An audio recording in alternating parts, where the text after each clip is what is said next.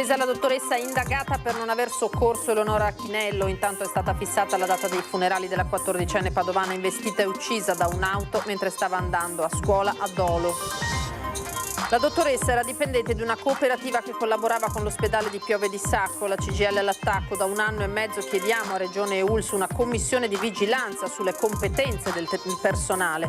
Una dozzina di studenti intossicati e la scuola evacuata. Panico in un istituto superiore di Verona. Spray al peperoncino spruzzato in classe e caccia ai responsabili. Colpo grosso in pieno giorno, in un compro-oro di Sottomarina, 5 malviventi a volto coperto approfittano della momentanea assenza del titolare, sfondano la vetrata, razziano gioielli e orologi per oltre 200.000 euro.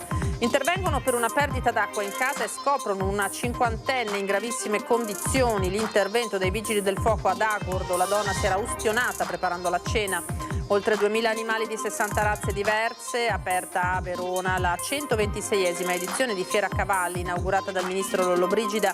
Il tema dazi dopo la vittoria di Trump irrompe nella kermesse. Lunedì 11 novembre, a un anno dalla morte di Giulia Cecchetini, il Dipartimento di Ingegneria dell'Informazione dove studiava la ricorderà con un momento di riflessione sulla violenza di genere davanti alla panchina rossa a lei dedicata. Buonasera, ben ritrovati, eccoci da studio in diretta per l'edizione regionale dei nostri telegiornali che parte dalla cronaca e dagli aggiornamenti sul caso Eleonora Chinello, perché è stata sospesa la dottoressa indagata per non aver soccorso adeguatamente la 14enne per la quale è stata fissata la data dei funerali. L'addio a Eleonora Chinello sarà celebrato sabato mattina alle 10:30 nella chiesa di Sant'Angelo di Piove di Sacco. Dopo l'autopsia la procura ha dato il nulla osta alla restituzione ai familiari della salma della 14enne investita e uccisa lo scorso 28 ottobre mentre in bicicletta stava andando a prendere l'autobus per andare a scuola a Dolo. Guido Carlin, sindaco di Sant'Angelo di Piove, ha proclamato il lutto cittadino per la giornata di sabato. Intanto proseguono le indagini per chiarire le cause della morte della studentessa. Oltre al 34enne conducente dell'auto che l'ha investita è indagata per cooperazione in omicidio colposo anche la dottoressa 62enne intervenuta insieme alle infermiere dell'ambulanza di Piove di Sacco.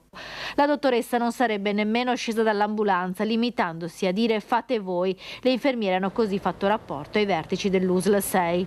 È stato grazie a una relazione assai circostanziata fatta dai nostri infermieri, da una nostra infermiera e da una della Croce Verde, che abbiamo potuto sporgere denuncia all'autorità giudiziaria nell'imminenza dei fatti. Non faremo sconti di nessun tipo in un caso come questo, se sarà accertata la responsabilità, come io credo che avverrà. La dottoressa Anna Maria Lamanna, 62enne originaria di Castel Volturno, attualmente medico di base nel Bellunese, fa parte di una cooperativa che lavora per l'USL 6 e non è una dottoressa cosiddetta a gettone. La differenza è che mentre i medici libero professionisti a gettoni ricadono nella piena responsabilità di gestione da parte dell'azienda, nel caso delle cooperative invece la responsabilità di gestione della cooperativa stessa, e i nostri rapporti riguardano uffici specifici che hanno rapporti diretti con i responsabili della cooperativa, ma non nella gestione diretta dei singoli professionisti. La sanitaria ha detto di non essersi bloccata davanti alla paziente, ma di aver capito quanto grave fosse la situazione e di aver richiesto un rinforzo immediato. Dopo quanto accaduto, però, la dottoressa è stata sospesa. Noi abbiamo chiesto cautelettivamente alla cooperativa la sospensione della dottoressa in attesa dell'accertamento dei fatti, a scopo anche precauzionale. Da 1 anno e mezzo chiediamo una commissione di vigilanza. È immediata la reazione della CGIL alla notizia dell'indagine aperta nei confronti della dottoressa del SUEM. Si tratta, come abbiamo sentito, della dipendente di una cooperativa. Sull'utilizzo delle coop da tempo i sindacati chiedono a ULSS 6 e Regione un intervento. Noi è già da 1 anno e mezzo che chiediamo all'ULSS 6 di avviare un'indagine interna nella verifica del personale di cooperativa dei pronti soccorso. Questa indagine è prevista nei capitolati d'appalto attraverso il responsabile di procedimento dell'appalto. Un'indagine per vigilare e fare chiarezza sull'operato e soprattutto sulla competenza del personale sanitario delle cooperative inserite negli ospedali. È chiara la richiesta che arriva dalla CGIL Funzione Pubblica, che da tempo denuncia una situazione di difficile convivenza con il personale assunto, che si riflette poi sulla cura ai pazienti. Noi siamo preoccupatissimi di come sta andando la situazione delle cooperative nel territorio, perché a nostro avviso bisogna avviare una commissione di verifica e di indagine puntuale sulle prestazioni che vengono erogate, non solo gli incident reporting, che è lo strumento per verificare che le procedure in sanità siano state regolarmente attivate, ma anche la verifica delle competenze di chi lavora per la cooperativa. Numerose le segnalazioni degli iscritti, operatori sanitari, in particolare dei pronto soccorsi di Cittadella e Piove di Sacco. Noi vorremmo che il controllo della filiera della salute sia in mano del pubblico per evitare qualsiasi tipo di difficoltà, anche organizzativa, non solo di intervento, anche organizzativa, perché lavorare con colleghi che non sono dipendenti vuol dire che qualcuno deve dire loro come muoversi, come lavorare, e tu, per esempio primario, non puoi dire a questi dipendenti che non sono dipendenti dell'ULSS cosa dovrebbero fare, lo devi dire a chi coordina la cooperativa. Ma quando fai emergenza-urgenza i tempi non sono tempi burocratici amministrativi, i capitolati vanno vigilati anche nelle procedure e verificati anche mettendo in campo azioni forti. E questa mattina a Venezia c'è stata invece la protesta dei lavoratori della sanità pubblica veneta, infermieri e OSS con CGIL e UIL pronti allo sciopero il 29 novembre. La sanità pubblica non si tocca, siamo pronti alla lotta. Oggi lo stipendio, il salario di ingresso di un infermiere è di 1.700 euro lordi. E quindi che cosa fa il governo? Anziché aumentare i salari parificandoli agli altri paesi europei, fa delle norme che incentiva la migrazione non solo all'estero ma verso il privato, dicendo loro: apritevi partita IVA, vi diamo fino a 80 euro l'ora, pagate solo il 5% di tassazione rispetto al personale dipendente che ne paga il 25%. Siamo picchiati, sfruttati e sottopagati, dicono i sanitari ospedalieri, mentre CGIL e UIL annunciano lo sciopero generale di 8 ore previsto per il prossimo 29 novembre, per cambiare, dicono, la manovra di bilancio. Faremo sciopero generale. Infermieri e operatori sanitari in presidio con la CGIL Veneto a Venezia per chiedere maggiori tutele e sicurezza sia fisiche che economiche. La protesta fuori dalla Scuola Grande di San Giovanni Evangelista, proprio mentre è in corso il convegno organizzato dalla Regione sulla carenza di personale e sulle conseguenti sfide da affrontare per riuscire a garantire i servizi tra difficoltà ed emergenze. I nostri contratti, miseri da fame, incapaci di attrarre giovani, lo slogan ripetuto dai manifestanti come un mantra. Contratto, contratto, contratto. Non lo diciamo noi come CGIL, ma lo dice la Regione scrivendolo nero su bianco sulla delibera. Dal 2025 per i prossimi 10 anni avremo una carenza strutturale, ad esempio di infermieri, nella stima più ottimistica di meno 3.000, nella stima pessimistica meno 10.000 per i prossimi 10 anni, il che significa chiudere dei 5-6 ospedali in questa regione. Voltiamo pagina, una dozzina di ragazzi sono stati soccorsi perché intossicati da spray al peperoncino. Il fatto è accaduto in una scuola superiore di Verona dove per soccorrere un'intera classe poi evacuata dall'istituto sono intervenuti 4 mezzi del SUEM 118, i vigili del fuoco e i carabinieri. 6 studenti sono stati ricoverati in codice verde, altri 2 in giallo negli ospedali cittadini.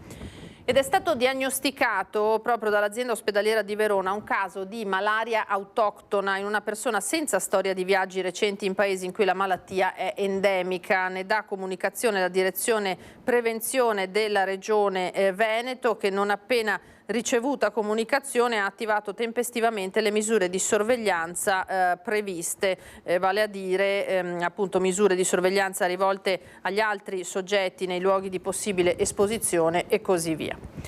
Ancora la cronaca, maxi colpo in pieno giorno a danno di un compro oro in centro a Sottomarina con i ladri che hanno fatto razzia approfittando dell'assenza di 5 minuti del titolare.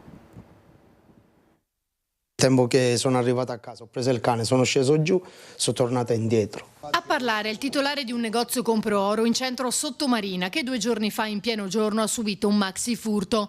Erano circa le 10:30. È uscito per portare fuori il cane quando, una volta svoltato l'angolo di via Trieste, una macchina si è fermata lì davanti. Sono scese col volto travisato almeno 4 persone, mentre una quinta probabilmente era al volante. Hanno sfondato la porta, sono entrati e in pochissimi minuti fatto razzia di gioielli, anelli e orologi, usati ma di grande valore. Si stima un bottino di 200.000 euro.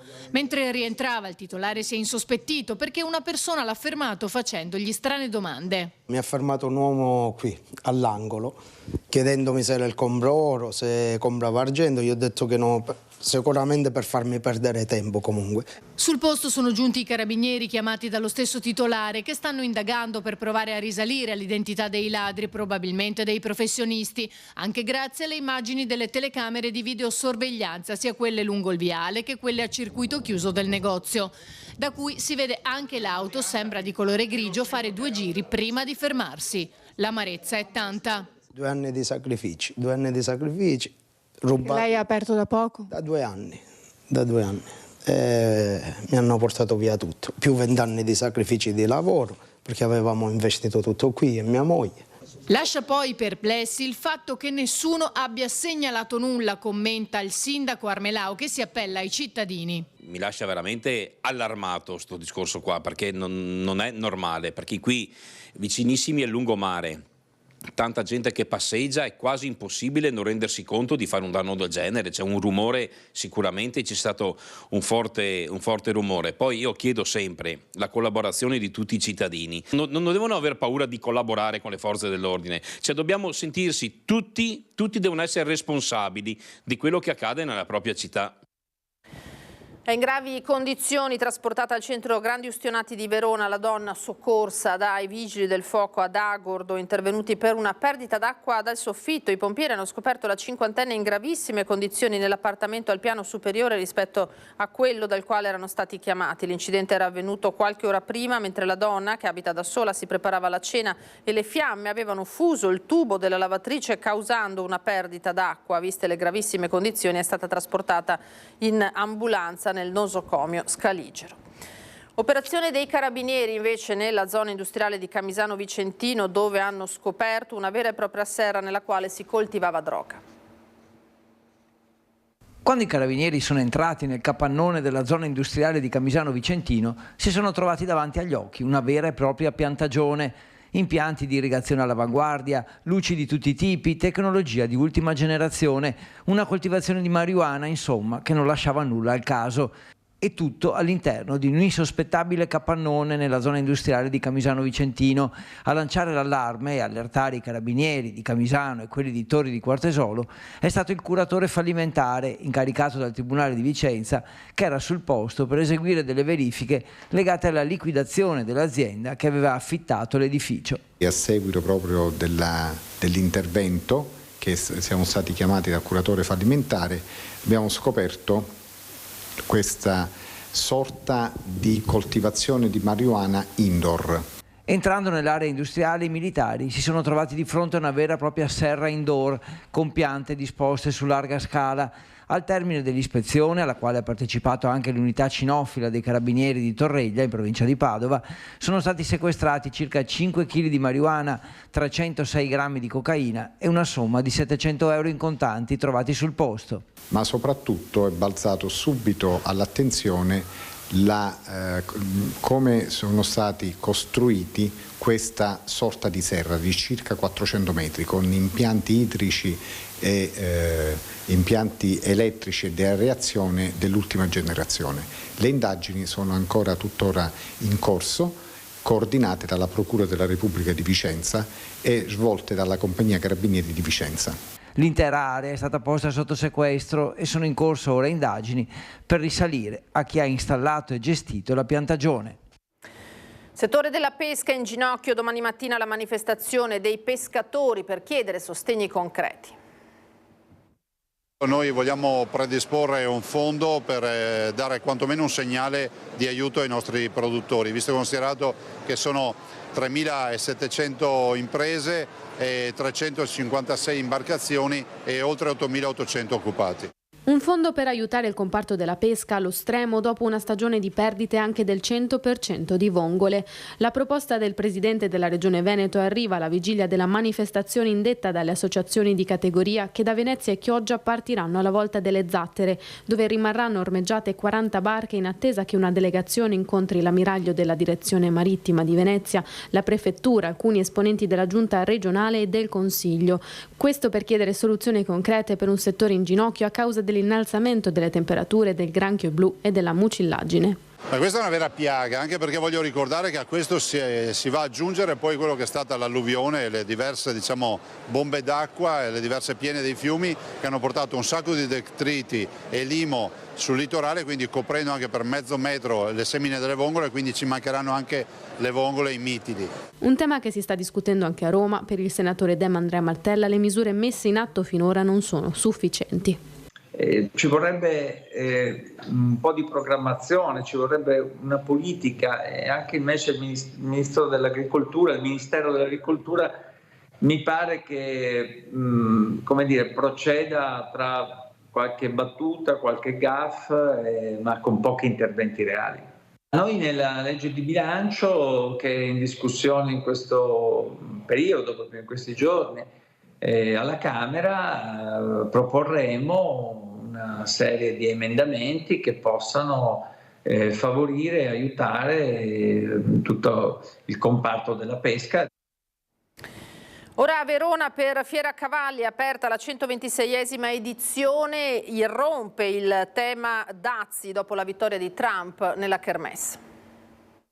Di dazi fino ad ora me ne ha parlato solamente un rappresentante dell'amministrazione Biden, adesso al G7 nel nostro bilaterale, in cui tra virgolette si minacciavano dazi sui formaggi se non avessimo aperto alla presenza del parmesan e la cancellazione delle indicazioni geografiche. Come dire, prima di preoccuparsi del futuro è bene sapere cosa accade nel presente degli USA ancora a guida Biden, seppure per poco. Il ciclone Trump e l'incubo dazi rompono inevitabilmente l'apertura della 126esima edizione di Fiera Cavalli a Verona. C'è un Made in Italy importante nel settore agroalimentare da difendere e il ministro Lollo Brigida auspica che la nuova amministrazione repubblicana non assuma atteggiamenti negativi, ma puntualizza. Siamo in un mercato mondiale nel quale dobbiamo mettere delle regole che pongano i nostri produttori nelle condizioni di competere con chi non ha gli stessi costi di produzione e che non rispetta nessuna delle regole dei nostri imprenditori. Non è immaginabile che si possa importare in Italia, in Europa e in USA facendo una concorrenza che i nostri non possono ottenere. Altrimenti, purtroppo, su alcune questioni il rischio di dazi ci può essere. Io credo e spero e auspico non nei confronti di un paese alleato e di un'economia alleata come quella europea, anche in un momento geopolitico particolare come quello nel quale viviamo. Ma lo spettro dazi lascia il posto ai grandi protagonisti, i cavalli e ai numeri della fiera: 700 espositori da 25 paesi, 128.000 metri quadrati di superficie utilizzata, 140.000 visitatori previsti da 57 paesi, 25 delegazioni di buyer internazionali. Una fiera ricca non solo di competizione ma anche aperta al pubblico, tante iniziative, penso anche a un padiglione dedicato per esempio ai bambini, ai giovani, per rendere anche attrattivo questo animale che è molto amato in Veneto, tant'è vero che abbiamo circa 16.000 cavalli in questa regione. E tra gli stand a difendere il Made in Italy anche i produttori vinicoli di caratura internazionale come Giancarlo Aneri. I suoi Prosecco e Amarone sono finiti sulla tavola dei leader di tutto il mondo, compreso il Donald Trump di nuovo trionfante. Appena è stato eletto gli ho spedito 6 bottiglie con l'annata di quando lui è stato eletto la prima volta. E adesso l'obiettivo è altrettanto ambizioso: Elon Musk. Lui vuole andare su Marte e io gli ho mandato anche un messaggio che quando andrà su Marte sarei orgogliosissimo se avesse una magnum del mio Amarone da portare in anteprima per il brindisi. Lunedì 11 novembre, a un anno dalla morte di Giulia Cecchettini, il Dipartimento di Ingegneria dell'Informazione, dove la 22enne di Vigonovo studiava, la ricorda con un momento di riflessione sulla violenza di genere davanti alla panchina rossa a lei dedicata. L'appuntamento è alle 12:10 al campus di ingegneria di via Gradenigo, un luogo frequentato da Giulia e anche dal suo aguzzino, l'ex fidanzato Filippo Turetta, in carcere in attesa di giudizio. La sentenza, lo ricordiamo, è prevista per il 3 di dicembre. È tutto per questa edizione, tra poco le previsioni del tempo, a seguire l'edizione di Venezia. Grazie a tutti voi, una buona serata.